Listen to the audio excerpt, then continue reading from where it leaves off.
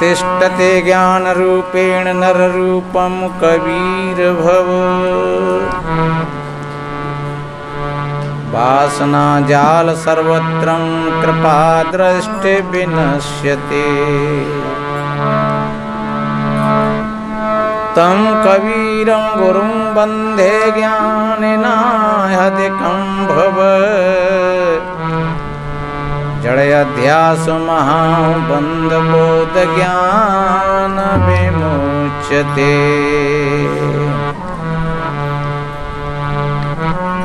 गुरु के सुमिरण मात्र सोना सत विघ्नयनंत। याते सर्वारंभ में ध्यावत हैं सब संत।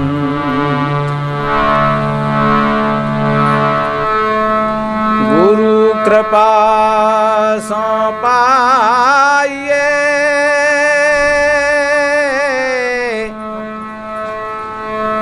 बुद्धि विमल विवेक।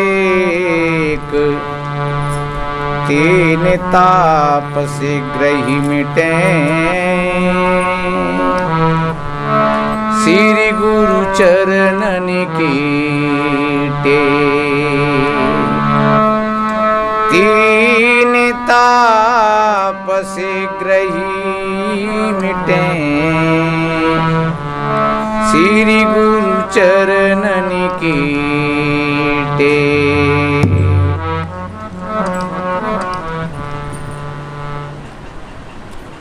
विश्व वंदनीय संत सम्राट सदगुरु कबीर देव, मुद मंगल में पूजनीय श्रद्धेय संत समाज, सभी धर्म प्रेमी सज्जन, शक्ति स्वरूपाएं माताएं और बहन, छोटे छोटे बच्चे एवं बच्चियां, अभी संतों ने कितनी बढ़िया इस नश्वर शरीर पर प्रकाश डाला कि ये शरीर नश्वर है, इसका कोई भरोसा नहीं है। जाने कौन सी गली में अंधेरा हो जाए, जाने कौन सी हवा की झोंका में और ये दीपक बुझ जाए। इसलिए हमेशा ध्यान में, साधना में, सत्संग में अपने मन को जोड़ करके रखना चाहिए। और जहाँ तक कितनी बढ़िया बात कही है, आप अपने मन का निरीक्षण परीक्षण करते रहिए, ये सबसे बड़ी दवाई है। अपने आप को, अपने विचारों को, अपने मन को अगर कंट्रोल करना है तो अपने मन को बैठ करके देखा कर। अगर मन की स्पीड बढ़ गई तो ऐसे जान लेना कि कोई ड्राइवर गाड़ी तो चला रहे है पर वहाँ ब्रेक फेल है गई। अब ब्रेक फेल है गई तो वो गाड़ी कहाँ ले जाएगी तुम्हें, है? वो कहते कहूँ एक्सीडेंट करावेगी, क्या जा करके तो वहाँ में भरका में गिरेगी। इसलिए अपनी गाड़ी जो चलाता है ड्राइवर तो वो पहले ब्रेक और स्टीयरिंग को देखता है कि इस गाड़ी के ब्रेक और स्टीयरिंग कैसे है, कहीं कमजोरी तो नहीं है। और कहीं छोटी मोटी कमजोरी हो तो चलेगी, और कहीं छोटी मोटी कहूँ बॉडी में कमजोरी है, कहूँ छत में कमजोरी है, कहूँ शीशा में कमजोरी है, और सब चलेगा थोड़ा थोड़ा, लेकिन ये दो बात नहीं चलेंगी, एक तो स्टीयरिंग और दूसरा ब्रेक। तो ऐसे ही हमको भी अपनी गाड़ी में ठीक तरीक़ा से अगर चलानी है तो ब्रेक और स्टीयरिंग। स्टीयरिंग का मतलब होता है एक अपना निर्धारित लक्ष्य, और ब्रेक का मतलब होता है अपने मन, अपने विचारों को कंट्रोल करके रखना। अंतन्यों का तो पता नहीं, महाराज हमारे तो माथे में दर्द होते रहते है। क्यों होते रहते हो? क्योंकि मशीन तेज चलती हुआ, अब तेज चलते तो गर्म तो होगी भाई। जो गाड़ी ज़्यादा चलेगी तो वो गर्म होगी, और उसके हिसाब से चलेगी तो गाड़ी अपने हिसाब से वो चलती चली जाएगी। तो इसलिए अपने मन को हमेशा देखते रहना। जैसे बाहर हम शीशा में देखते हैं तो शीशा हमारे चेहरा की वास्तविकता को बता देता है। तुम्हारा तिलक बिगड़ गया है, या काजल बह गया है, या तुम्हारी आँखों में कीचड़ है, या तुम्हारे दांत गंदे हैं, तो शीशा बता देता है हमारे चेहरा की वास्तविकता। ये सत्संग भी बताता है, पर ध्यान रखना ये तो मध्यम सत्संग है, उत्तम सत्संग तो तुम्हारे भीतर का है। जब तुम यथार्थ सत्य का साथ करोगे तो तुम्हारा भीतर में सत्संग चल रहा है। तो तुम शाम को बैठ करके देखो अपने मन को, आज मैं कितनी बार झूठ बोले हैं, कितनी बार आज हमने किसी से गाली दी है, कितनी बार हमारा मन तड़फड़ाया है किसी से मिलने के लिए, कितनी बार हम व्याकुल हुए हैं आज सत्संग के लिए। तो सज्जनों, अगर तुमने अपने मन को इस तरीक़ा से देख लिया तो समझ लो कि तुमने अपने भीतर में झाड़ू लगा लिया। और बैठो अपने मन को देखने के लिए तो अपने गुरुजी का ध्यान लेकर के, क्यों कि अगर ऐसा भी हुआ, जैसा कहते नहीं कि काई ढांके नी रखो, एक और कहा है कि मैल बिगाड़े आरसी मुख नाय दिखाई, अरे मंजन करके देख ले तेरा रूप दिखाई। आरसी शीशा, शीशा को अगर तुम मांझ करके देखोगे तो उसमें अपना चेहरा साफ नजर आएगा, अगर शीशा गंदा हो तो साफ नहीं दिखता है। इसलिए ये मनरूपी शीशा है, इस मनरूपी शीशा को मांझ करके देखिए। और मांझोगे कैसे? थोड़ी देर बैठ करके गुरु के सुमिरन मात्र से। जब गुरुजी के चरणों में तुम्हारा ध्यान पहुंच गया तो समझ लेना कि आपका शीशा मच गया। ना सत बिगन नहीं आना। शाम को देखो, सवेरे देखो, कोई कोई गलत स्मरणा संकल्प आता है भीतर से, उसको त्यागने का संकल्प कीजिए। क्यों? मन एवं मनुष्याणा कारणोबंध मोक्ष।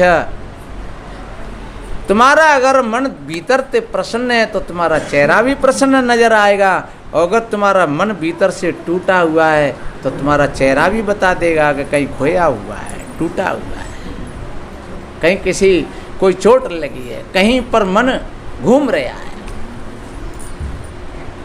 तो इसलिए मेरे बहन भाइयों, शाम को हम बैठ करके देखें अपने मन को, और सवेरे हम बैठ करके देखें मन को। तुम्हारे भीतर में बेशकीमती ये श्वास चल रही है, तुम साक्षी होकर के देखिए। ये सबसे कोई भजन, किसी का नाम लेना भजन नहीं है कि राम राम कहो या कृष्ण कृष्ण कहो या गुरु गुरु कहो या कबीर कबीर कहो, ये तो मात्र शब्द हैं। जहाँ तक कहा है कि बोहंग सोहंग अगम अगोचर ईश ब्रह्म से न्यारा।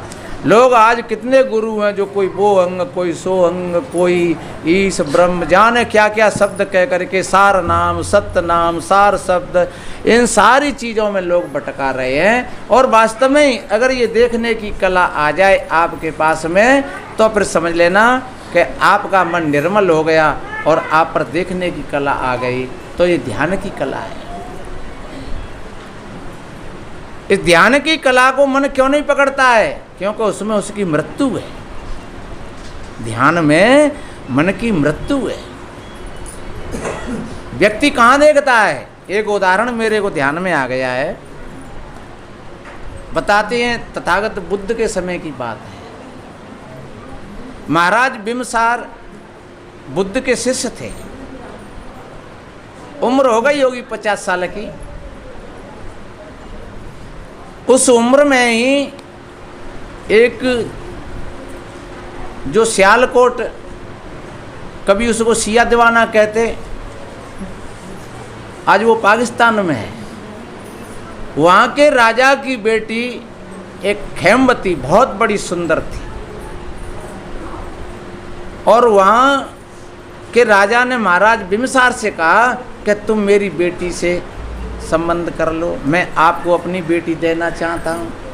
और पहले ऐसा ही मामला था, पहले ऐसा ही मामला था कि लोग राजा महाराजाओं के यहाँ जा कर के अपनी बेटियों को दे देते, वे जेव नहीं देखते कि मेरी बेटी का और इसका मेल है कि नहीं है, कि हम बस इतना हो जाए कि राजा से हमारी रिश्तेदारी हो गई, हमारी बेटी पहुँच गई।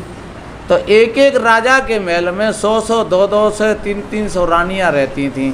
राजा जे नहीं पता रहते हो कऊ पे कपड़ा लत्ता बेचारी बहते हैं कि नान है कि कऊ की शौक सुविधा में क्या है, क्या स्थिति है, इसीलिए कभी कभी ऐसा भी सुनाई में आता है कि राजा लोगों का ध्यान तो जाने कहाँ कहाँ कैसे उड़ता रहता था, और उनके संबंध फिर नौकर चाकरों से भी हो जाते थे। क्यों? ये प्यास है। वास्तव में ये तो प्यास ज्ञान से, वैराग से बुझती है। अन्यथा ये ज्ञान और वैराग नहीं हुआ तो पुरुष के लिए भी एक स्त्री की आवश्यकता होती है और स्त्री के लिए भी एक पुरुष की आवश्यकता होती है। ये नियम है सृष्टि का, ये प्रकृति का नियम है।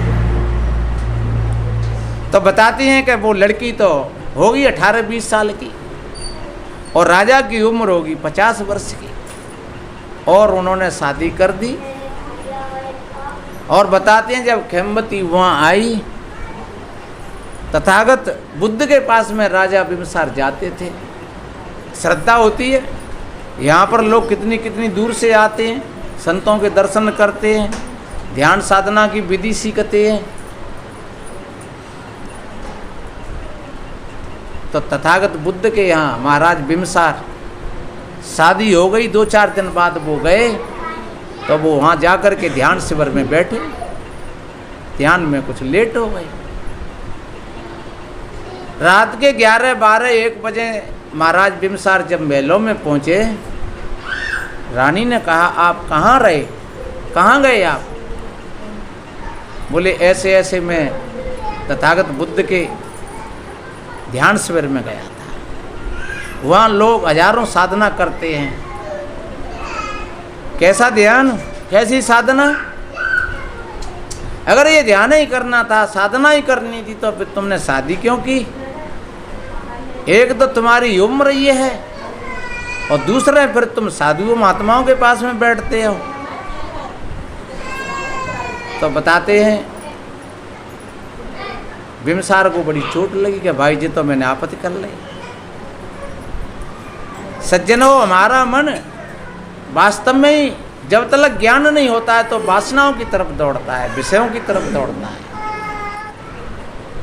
महारानी खेमवती ने बिम्बसार को फटकारा, तुम्हें अगर ध्यान ही करना था, तथागत ही बनना था, तो फिर तुमने शादी क्यों की? ध्यान रखो, आज से तुम साधु संतों के पास नहीं जाओगे। अब बेचारे बड़ी दुविधा में पड़ गए बिम्बसार, क्या किया जाए। महाराज बिम्बसार ने ऐसी युक्ति सोची कि कोई बढ़िया अच्छे संगीतज्ञ, वो सोचते कि शायद एक बार तथागत बुद्ध के सानिध्य में पहुंच जाए, एक बार ठीक तरीका से उनके दर्शन कर ले, तो शायद इसके जीवन की छवि बदल सकती है। और ऐसा होता भी है। ऐसा कहा है, एक बार जो दर्शन पाता है वो आप ही का हो जाता है, क्या गुप्त आपकी प्रीति है, रह ध्यान आपके चरणों में, सत्संग की गंगा बहती है, गुरुदेव आपके चरणों में। वास्तव में कोई संत महापुरुष ऐसे होते हैं कि एक बार कोई व्यक्ति उनके सानिध्य में आ जाता है ठीक तरीका से, तो बस उन्हीं का।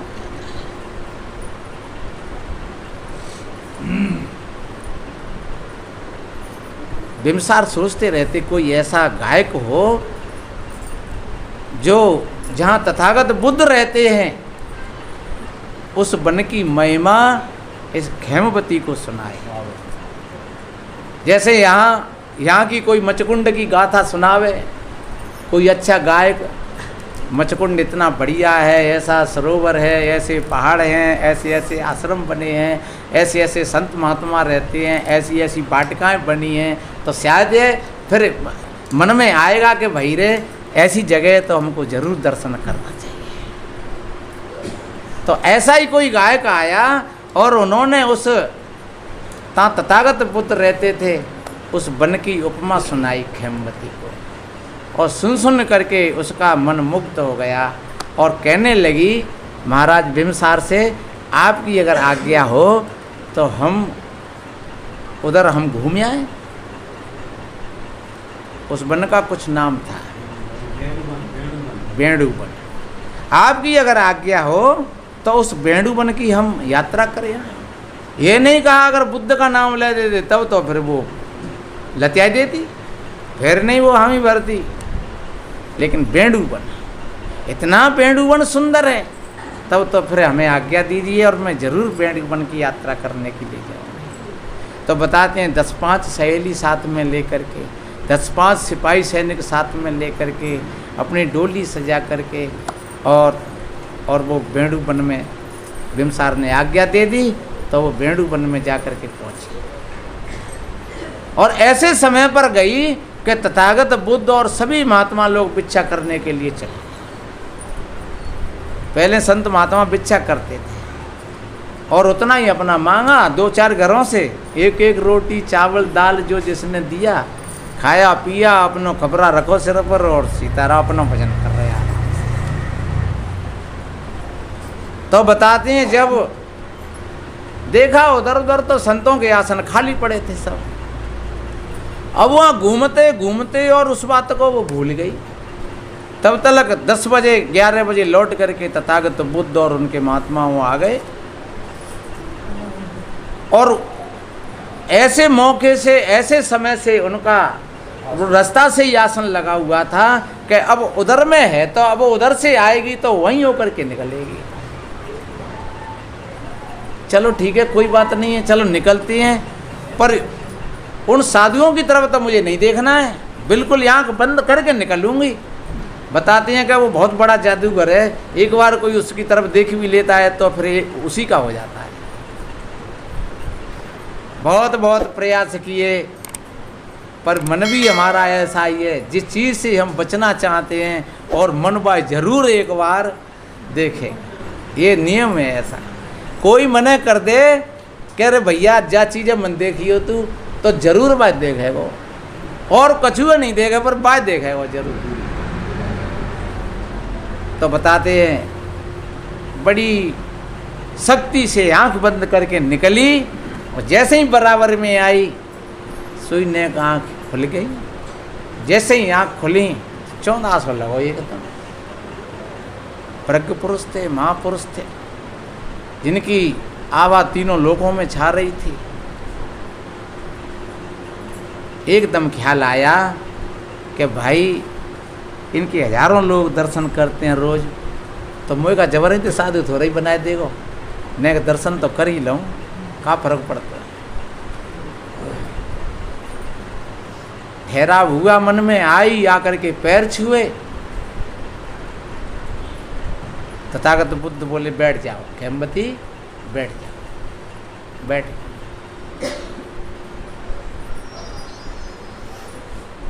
बहुत अच्छी बात है। कैसा लगा ये बेंडू वन, कैसा लगा?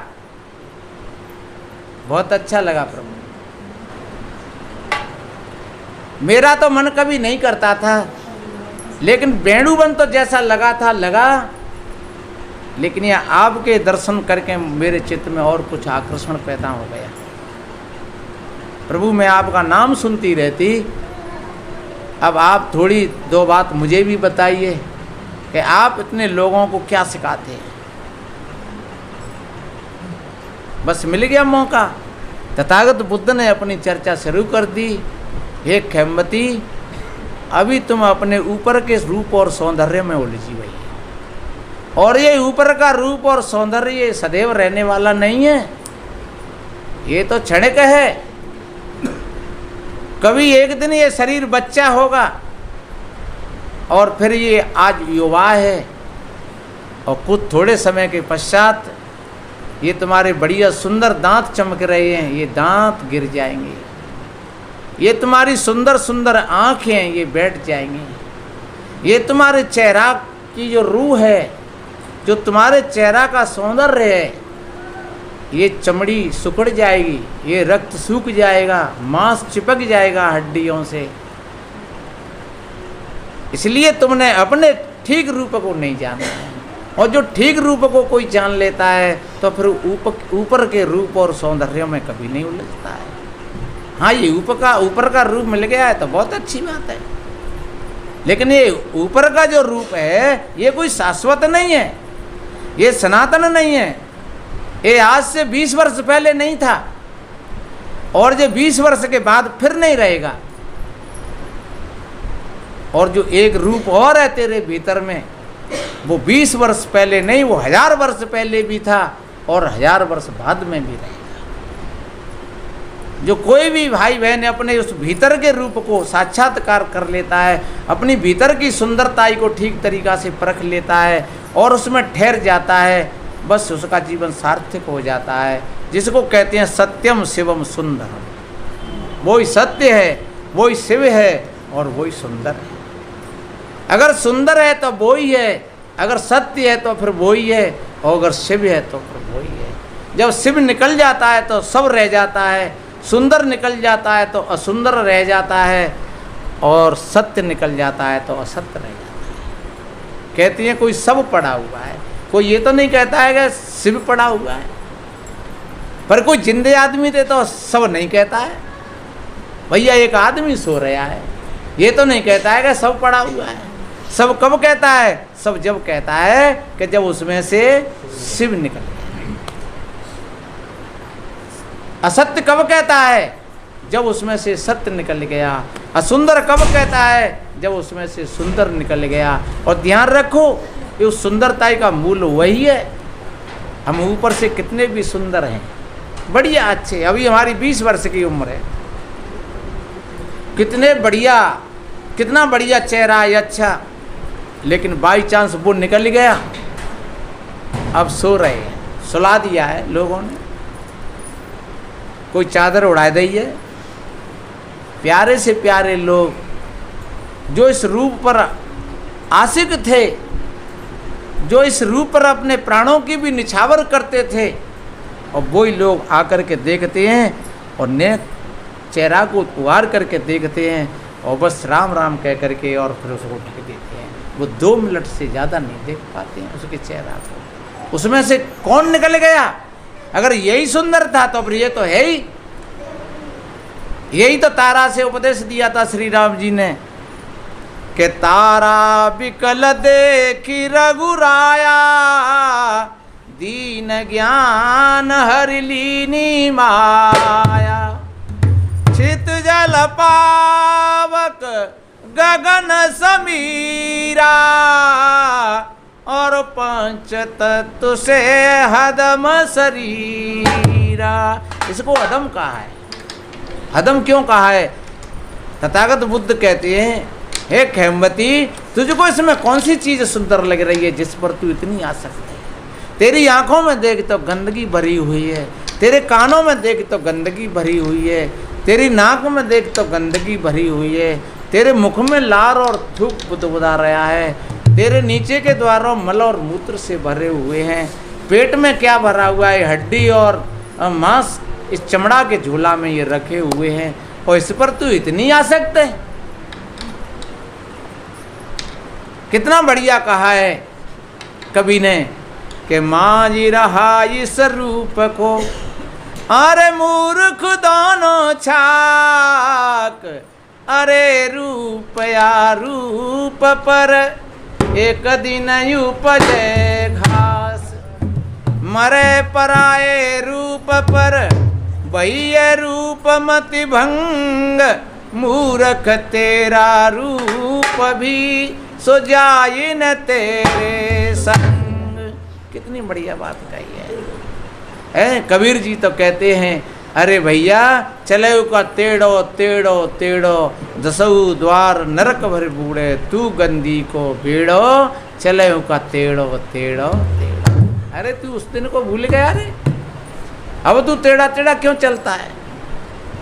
तो वास्तव में ये शरीर अगर हम इसका ठीक उपयोग कर लें, यहाँ तक तो ठीक है कि चलो सृष्टि के नियमों के अनुसार हम 1-2 बेटी बेटा पैदा करें और बढ़िया उनको शिक्षा दें, उनको बढ़िया अच्छे संस्कार दें, और फिर उनसे इसी से हम अपनी ध्यान करें, अपनी साधना करें। तो बुद्ध ने कहा, खेमवती ये शरीर ऐसे ही जानो जैसे 4 दिना का पेखना, अंत खेल। और ये शरीर का कोई भरोसा नहीं है, आज है कल नहीं रहेगा। और ये भी भरोसा नहीं है कि हम वृद्ध हो नहीं हो, पहले ही मृत्यु हो जाए। हम जवान हो पाए नहीं हो पाए, पहले ही मृत्यु हो जाए। इसलिए एक कच्चे घड़े का तो फिर भी भरोसा है, लेकिन इस शरीर का कोई भरोसा नहीं है। अब तो खेमवती एकदम सन्नाटा खिंच गया खेमवती के अंदर। बुद्ध की चर्चा उसको ऐसे लगी कि मानो एकदम भीतर में तीर से समाई। भगवान मैं तो बहुत भूली हुई थी, वास्तव में मैं तो इसी को सब कुछ समझ करके, और मैंने अपने पति बिमसार को भी आपके यहाँ से रोका। आप मेरे को क्षमा करें और आप मेरे को अपनी शिक्षा दीक्षा दीजिए और मुझको वो ध्यान की विधि बताइए, इसलिए मैं भी अपने जीवन का कल्याण कर सकूं। इस शरीर की नश्वरता जब तथागत बुद्ध ने खेमवती को पूरी तरीक़ा से समझाई, ये दांत क्या है, ये आँख क्या है, नाक क्या है, हाथ क्या है, पैर क्या है, ये भीतर में क्या क्या चीज़ें भरी है, तो सारी की सारी चीज़ें समझ में आई। तब तथागत बुद्ध ने कहा अब ठीक है, अब तुम अपने पति को साथ में लेकर के आना, जब हम तुमको दीक्षित करेंगे।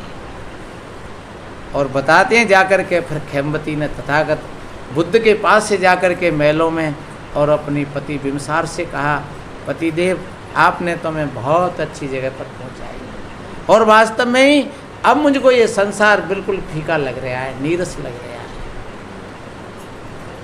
और ध्यान रखना, इस संसार को जितना हम जैसा देखते हैं वैसा नहीं है ये। इसका ऊपर का रंग कुछ और है और भीतर का रूप कुछ और है।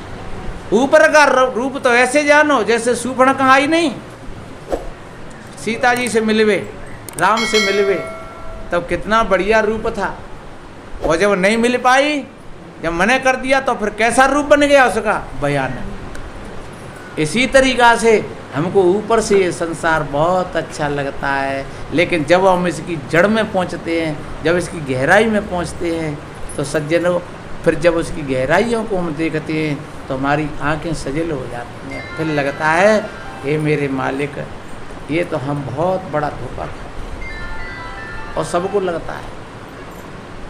इसलिए कबीर जी ने कहा है, कबीर ये संसार है जैसे श्यामल फूल, दिन दस के व्यवहार में झूठे रंगन भूल। कबीर धूल समेट कर कुड़ी जो बांधी एह, चार दिना का पेखना अंत खेत। इस शरीर पर गर्म मत करना, घमंड मत करना। जब खेमवती को लेकर के बिमसार पहुँचे बुद्ध के पास, तब तथागत बुद्ध ने ये ध्यान बताया, ये साधना बताई जो मैं बोल रहा हूँ, यही साधना बताई। हे खेमवती, तू अपने भीतर के शाश्वत को देख, तू अपनी श्वास को देख, तू अपने विचारों को देख, तू अपने मन को देख। और बताते हैं जब वो साधना पर बैठी, उसका ध्यान ऐसा लगा, उसका मन निर्मल हो गया, क्योंकि युवा अवस्था थी, शरीर में शक्ति थी, और शरीर में शक्ति होती है तभी सब कुछ काम होते हैं। हावड़ो जब ही अच्छा चलते है जब शरीर में शक्ति होती है, वजन जब ही हम ठीक उठा सकते हैं जब शरीर में शक्ति होती है। पर ये बड़े मज़े की बात है, हमारी बड़ी भूल है कि सारे कामन तो हम जवानी में करवो चाहते हैं, और जो बढ़िया जो करवे लायक काम होता है हम बुढ़ापे को छोड़ देते हैं। जब बूढ़े हो जाएंगे तब देखेंगे, तब बहू बेटा तिलका रहेंगे तब देखेंगे, हैं। तो इसलिए मेरे बहन भाइयों, पहले वो काम करना चाहिए, हैं। किसी कवि ने कितना बढ़िया सुंदर कहा है कि घर बनवाए ले, लड़की विवाह ले, और लड़का की गौन लाए तब भक्ति करवे। सतसंगति हेतु कौन हरि बरी वे, सुंदर जवानी पाए भोग सुख सर्वे। और वही तो थोड़ी सी उम्र मेरी बीती बाय, और वृद्ध होए जावे तब धर्म भक्ति करवे। ऐसे ऐसे मन के भुलावे माय भूले जीव, और यह नहीं जाने आज काल बीच मरवे। ये नहीं पता है भैया, अभी तो थोड़ा सा मकान बनवाना है, बेटी की शादी करनी है, फिर बच्चा का गोना करा करके बहू घर लानी है, और फिर अभी हमारी तो जवानी है, अभी तो 35-40 साल की उम्र है, अभी ये भजन के लायक है, अभी तो खूब अपने भोगों और विलास और जीवन को आनंद ले। ये तो तब देख लेंगे जब सब कामंते निवृत्त हो जाए, तब 70-80 साल की उम्र हो जाएगी है। और वहाँ कवि कहता है कि ऐसे ऐसे मन के भुलावे माय भूले जीव, यह नहीं जाने आज काल बीच अमर में। ऐसे ऐसे मन के भुलावे में और ये जीव भूलता हुआ चला जाता है। इसलिए मेरे भाई बहनों, आज से ही हम बढ़िया सेवा का संकल्प लें, अपने मन को बढ़िया पवित्र बनाएं। अगर कोई दो बात कह जाए तो कोई बात नहीं, क्षमा बड़े निको चाहिए, छोटे निको उत्पात, और का विष्णु को घट गया जो भ्रगुमारी। अगर कोई गंदी बात कह जाए तो कोई बात नहीं, निकाल दो उसको। कोई गलती हो जाए तो क्षमा मांग लो, कोई बात नहीं है। लेकिन अपना जो लक्ष्य है उस लक्ष्य से आप मत बिगड़िए, अपने लक्ष्य को मत हटाइए। इसलिए मेरे बहन भाइयों, जो ज्ञान तथागत बुद्ध ने और खेमवती को दिया था, और वास्तव में ही उसके जीवन में सुख और शांति का सावन बरस गया। मैं भी निवेदन करता हूँ सभी भाई बहनों से, आप शाम को बैठ करके, सवेरे बैठ करके और ये ध्यान करो। और जब ये ध्यान 10-10, 20-20 मिनट ध्यान करोगे, आपका चित्त संसार की ओर से और अपनी ओर आता जाएगा, और आपकी श्रद्धा जगेगी, आपका सेवा में मन लगेगा। अपने सास ससुर की सेवा, अपने बच्ची बच्चाओं को बढ़िया अच्छी शिक्षा देना, अच्छे संस्कार देना।